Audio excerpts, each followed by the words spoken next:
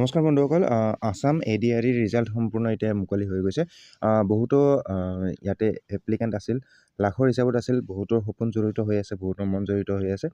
তো আমি ইয়াতে এই যিটো লিংক আছে, মই লিংকটো আপোনাক ডিছক্ৰিপশ্যনত দি দিম, আপুনি ইয়াতে আহি যাব পাৰিব।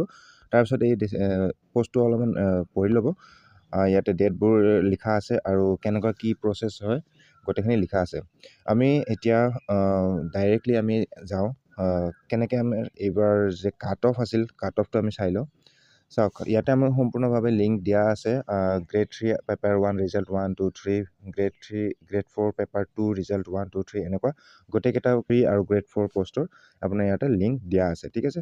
তাৰে আগতে আপুনি কাট অফটো চাই ল'ব, আপোনাৰ এইবাৰে কেনেকৈ গৈছে কাট অফটো। এইখন হ'ব আপোনাৰ গ্ৰেড 3 পষ্ট, থাৰ্ড গ্ৰেড পষ্টৰ কাৰণে। জেনেৰেল কাষ্ট আৰু চাওক, এইফালে পেপাৰ 3 লিখা আছে আৰু পেপাৰ 4 লিখা আছে আৰু পেপাৰ 5।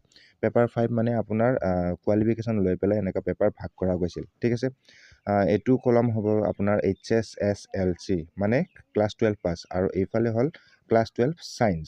তাৰপিছত তৃতীয় কলমটো হ'ব আপোনাৰ বেচেলৰ ডিগ্ৰী, আৰু নেক্সটটো হ'ব বেচেলৰ ডিগ্ৰী উইথ কম্পিউটাৰ। এনেকৈ আপুনি গোটেইকেইটা চাব পাৰিব।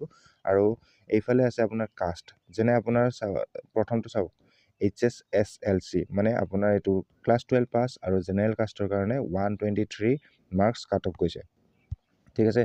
এইভাৱে আপুনি চাব পাৰিব SCৰ কাৰণে কেনেকুৱা গৈছে।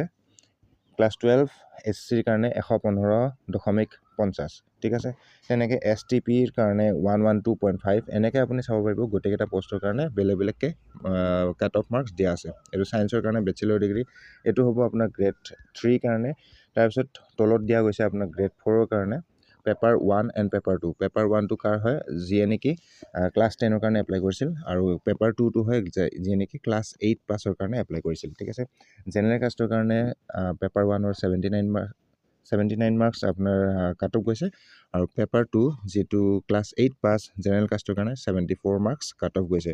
তো তেনেকৈ SC ST আপুনি এনেকৈ চাই ল'ব পাৰে, আপোনাৰ যোনটো বিভাগ হয় আপুনি ইয়াতে চাই ল'ব পাৰিব, ঠিক আছে।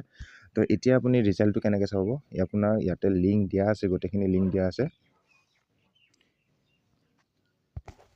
ইয়াতে চাব আপোনাৰ ADRE গ্ৰেড 4 পেপাৰ 1 ৰিজাল্ট। তাৰপিছত তিনিটা লিংক দিয়া আছে, কোনো মানে ছাৰ্ভাৰৰ ইছ্যুৰ কাৰণে তিনিটা লিংক ইয়াতে মুকলি কৰা গৈছে, কাৰণ ইয়াতে বহুতো এপ্লিকেণ্ট এতিয়া ৰিজাল্ট চাই আছে। তো ছাৰ্ভাৰ ডাউন হ'ব পাৰে, আপুনি এটা লিংক আপুনি চেষ্টা কৰিব পাৰে। যদি এটা লিংক কাম নকৰে, নেক্সট লিংকটো কাম কৰিব, বা এইটো যদি কাম নকৰে নেক্সট লিংকটো ট্ৰাই কৰিব, ঠিক আছে। তো তেনেকৈ আপোনাৰ কোনখন পেপাৰ হয় আৰু কোনটো গ্ৰেডৰ কাৰণে দিছিল সেইমতে ইয়াতে লিংকত ক্লিক কৰি দিব। মই আপোনাক উদাহৰণস্বৰূপে যিকোনো এখন মই পেপাৰ ইয়াতে চেক কৰি দিম, ৰিজাল্টটো কেনেকৈ চাব পাৰি, ঠিক আছে। মই গ্ৰেড 4ৰ যিটো পেপাৰ 1 সেইটো মই চাই লওঁ। গ্ৰেড 4 পেপাৰ 1 লিংক 1ত মই ক্লিক কৰিছোঁ, আৰু ইয়াতে অফিচিয়েল ৱেবছাইটটো মুকলি হৈ গৈছে।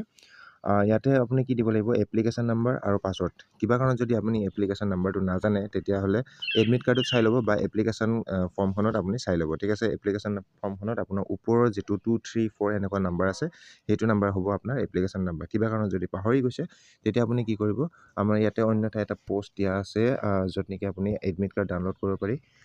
ADRE এডমিট কাৰ্ড ডাউনলোড, ইয়াতে আপুনি ক্লিক কৰি পেলাই এই পষ্টটোত আহি যাব, ঠিক আছে। এই পষ্টটোত আহি পেলাই আপুনি ইয়াতে লিংক 1, 2, 3 ইয়াতে দিয়া আছে, যিকোনো এটা লিংকত ক্লিক কৰিব। লিংক 3টো বহুত ধুনীয়া কাম কৰি আছে।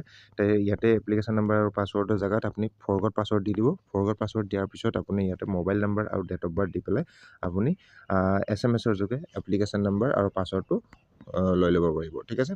এই সংগ্ৰহ কৰি পেলাই আপুনি ইয়াতে চিম্পলি এপ্লিকেশ্যন নাম্বাৰ আৰু পাছৱৰ্ডটো ইয়াতে দি দিব, ঠিক আছে। মই এপ্লিকেশ্যন নাম্বাৰ আৰু পাছৱৰ্ডটো ইয়াতে দি দিছোঁ। এপ্লিকেশ্যন নাম্বাৰ আৰু পাছৱৰ্ডটো ইয়াতে দি দিছোঁ মই, আৰু লগইনত মই ক্লিক কৰি দিম। আৰু ইয়াতে চাব পাৰিম, চাওক, এইটো আপোনাৰ ডাইৰেক্ট প্ৰিণ্ট কৰিবৰ কাৰণে দিছে, কিন্তু আমি প্ৰিণ্ট নকৰোঁ যিহেতু বেক কৰি দিম। আৰু ইয়াতে চাব পাৰিব আপুনি এইখিনি বস্তু চাব, ঠিক আছে। Provisionally qualified for next level of test, ইয়াতে মানে য়েছ থাকে, তাৰ মানে আপুনি কোৱালিফাইড হৈ গৈছে, আৰু যদি ন' হয়, চৰি আপুনি কোৱালিফাইড নহয়, ঠিক আছে। তো তেনেকৈ এইটো পষ্ট আপুনি চাই ল'ব পাৰিব। যদি য়েছ হয়, আপোনাৰ আগৰ যিবিলাক টেষ্ট আছে সেইবোৰৰ কাৰণে আমি জানি ল'ম আগৰ ভিডিঅ'টোত, ঠিক। তো আপোনাৰ যদি ৰিজাল্টটো য়েছ হয় বা কোৱালিফাইড হয়, তেতিয়া আপোনাৰ স্কিল টেষ্ট হ'ব আৰু ডকুমেণ্ট ভেৰিফিকেশ্যন হ'ব, আৰু আপোনাৰ চিলেক্ট কৰা যাব, ঠিক আছে। তো বন্ধুসকল, ভিডিঅ'টো সম্পূৰ্ণভাৱে বুজি পাইছে, আৰু যদি কিবা কাৰণত আপোনাৰ কিবা ডাউট ৰৈ গৈছে, তেতিয়া কমেণ্টত জনাই দিব, আমি চেষ্টা কৰিম আপোনাৰ হেল্পত কৰিবৰ কাৰণে।